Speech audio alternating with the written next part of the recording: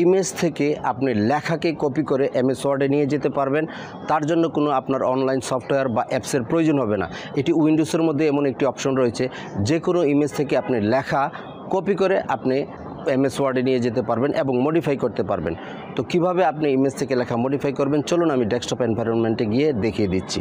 ওকে, প্রথমে আমি আপনাদের একটি ইমেজ দেখিয়ে নিই। এই যে দেখুন, এটি একটি ইমেজ। আমি এখানে ডবল ক্লিক করছি। ইমেজ ক্লিক করার পর এখানে দেখুন উপরে লেখা আছে ইমেজ 1 পিএনজি।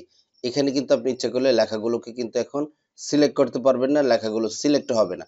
তো এখন কিভাবে এইখান থেকে লেখাগুলো আপনি সিলেক্ট করে কপি করে আপনি এমএস ওয়ার্ডে নিয়ে যাবেন এবং ইচ্ছা করলে সেখানে এডিট করতে পারবেন। তো আমি আবার কেটে দিচ্ছি, আবার আমি দেখাচ্ছি। এখানে ডবল ক্লিক করে আপনি লেখাটিকে ওপেন করবেন। ওপেন করার পর আপনি নিচের দিকে এরকম একটি আইকন দেখতে পাবেন, যেটা হচ্ছে স্ক্যান টেক্সট। স্ক্যান টেক্সটে আপনারা ক্লিক করে দিবেন।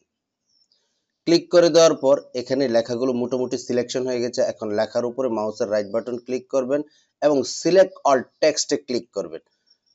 আপনার সবগুলো লেখা সিলেক্ট হয়ে গেছে। আবার মাউসের রাইট বাটন ক্লিক করবেন এবং কপি টেক্সটে ক্লিক করবেন। প্রথমে একবার সিলেক্ট করবেন, পরের বার আবার কপি করবেন। আমার সবগুলো লেখা কিন্তু কপি হয়ে গেছে ইমেজ থেকে।